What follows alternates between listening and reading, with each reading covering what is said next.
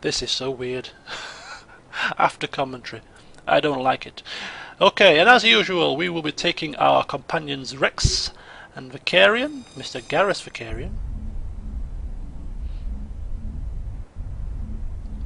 Our two trusty squad mates who have stuck with us through thick and thin thus far, and the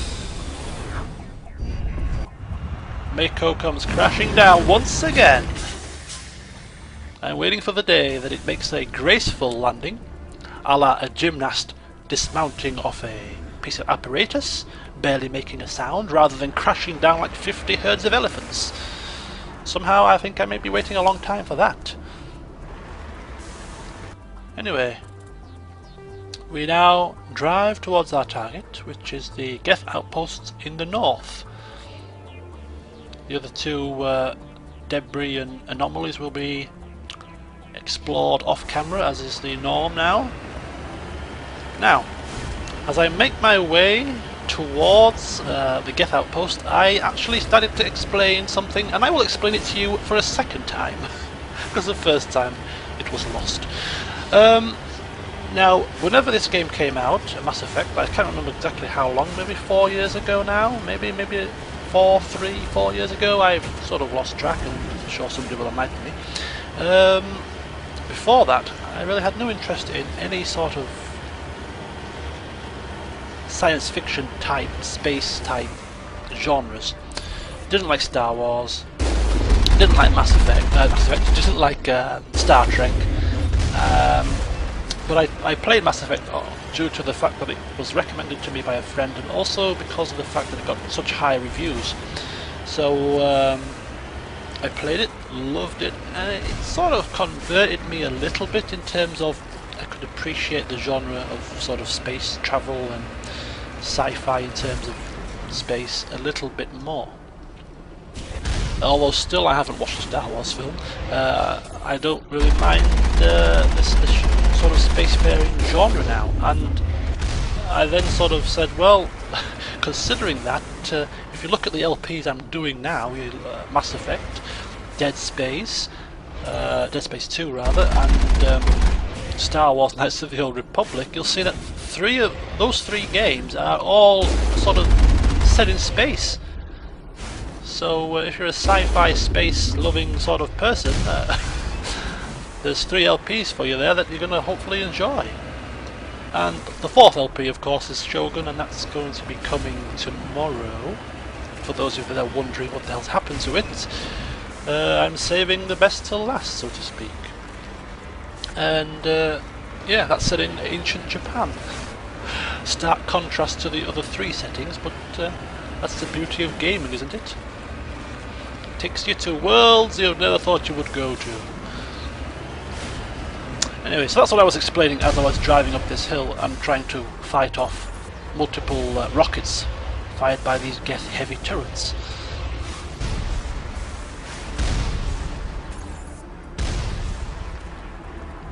So my LP channel is taking a bit of a space-faring theme at the moment. As another turret feels the force of the Mako and is blown to smithereens. And that one will soon follow suit. Bits of debris fly into the ether. And once again you can see Shepard's driving skills somewhat need improving.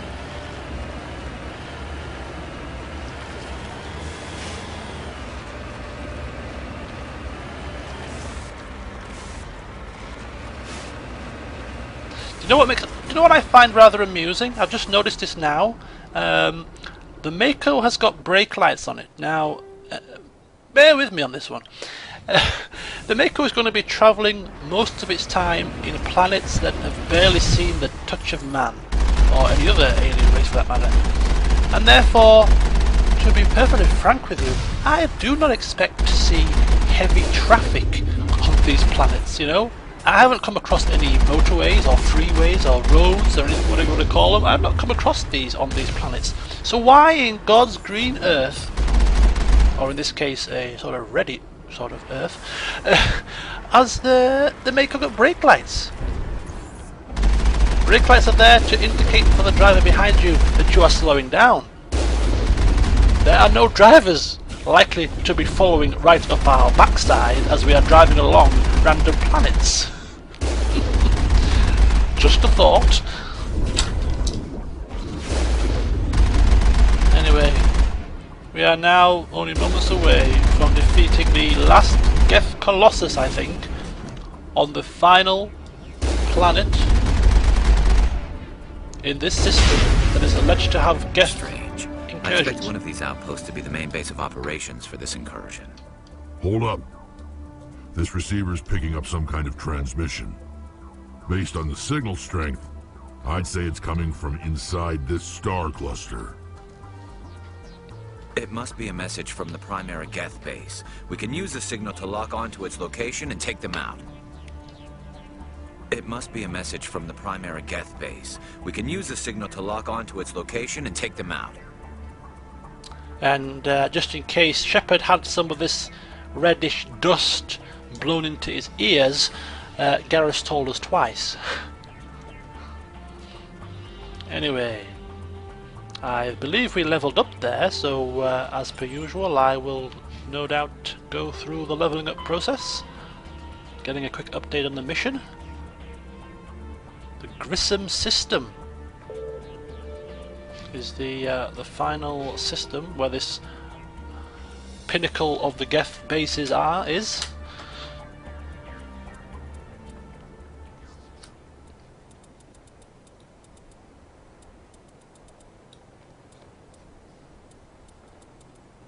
Okay, so I can't remember for the life of me where I put these 2 points, but I may have put them into tactical armor so that I could wear medium armor. I think this is. I seem to remember putting them into here at this point forward. Indeed, I do. So that's medium armor for Shepard. For Garrus, tactical armor for advanced shield boost, maybe, or maybe not. Nope, assault rifles? No, it's a mystery. Where do I put it? Assault training? No. Oh yes, I did put in assault training. Surprised even myself there. And for Rex, I believe we maybe start working him towards heavy Krogan armor. Yes, we do.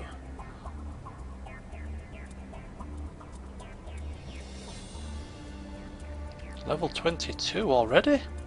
Boy, we've been flying through the levels, haven't we? And there we go, the spinning thumbstick upon exiting the menu. It's rather funny. I'm telling you, I don't do it on purpose. I don't even know I'm doing it when I'm doing it. It's just like I'm telling you, it's just something I've always done, and it's just sort of it's like a ritual now. It's just subconsciously I do it. Anyway, we return back to the Normandy so that we can then jet off to the final Geth base. The final Geth base. This is for sure. No more Geth bases after this, we're hoping.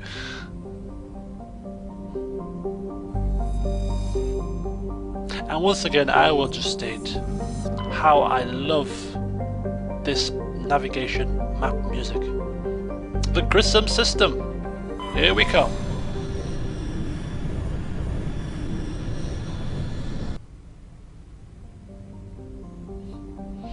Right. The Grissom system. I'm first of all exploring the asteroid belt at the far side, and I come across an unknown rocky asteroid. We travel and we survey it and we get some rare metal or something. There we go. And then we commence exploring the planets. Starting with... which one do I start with? Oh, nope, I'm just checking the inner asteroid belt. There we go.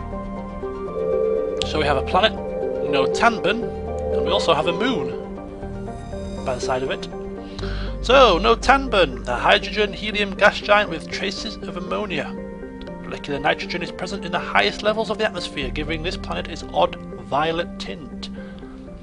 The upper levels of Notamba's atmosphere are inhabited by shoals of tiny ammonia-based life forms, no larger or more complex than the plankton of Earth's oceans. Held aloft by air pressure and wind, these bioluminescent creatures constantly flee from the approach of the Terminator, because he will be back. Sorry, that's awful. Should they be exposed to the light and heat of Grissom, they die.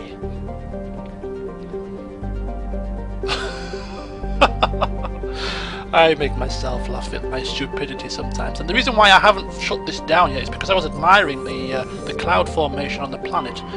Quite beautiful. Anyway, we move to Solcrum and see that we can land on this planet, so we will come here last.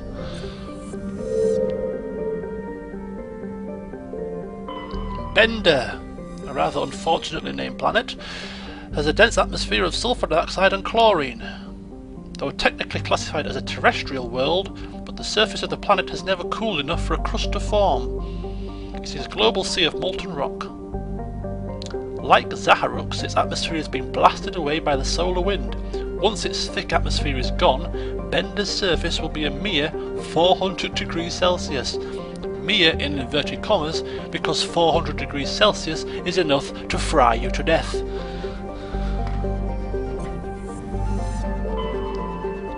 Zaharux. Zaharux's nitrogen-argon atmosphere is being blasted away by the solar wind of the blue giant Grissom.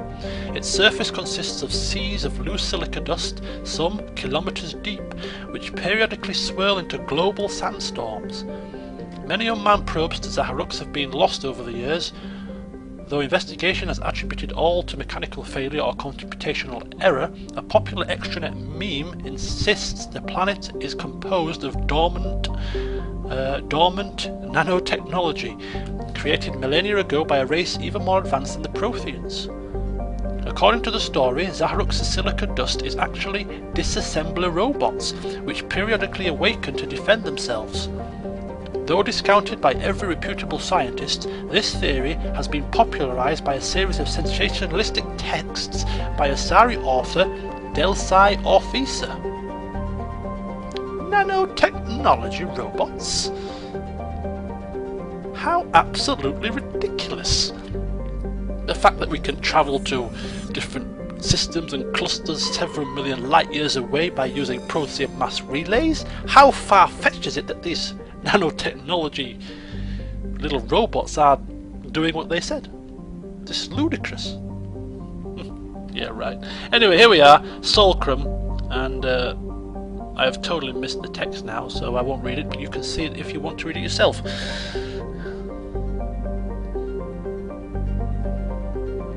On approach to Notamba, Normandy's passive sensor array intercepted a fragmentary coded transmission.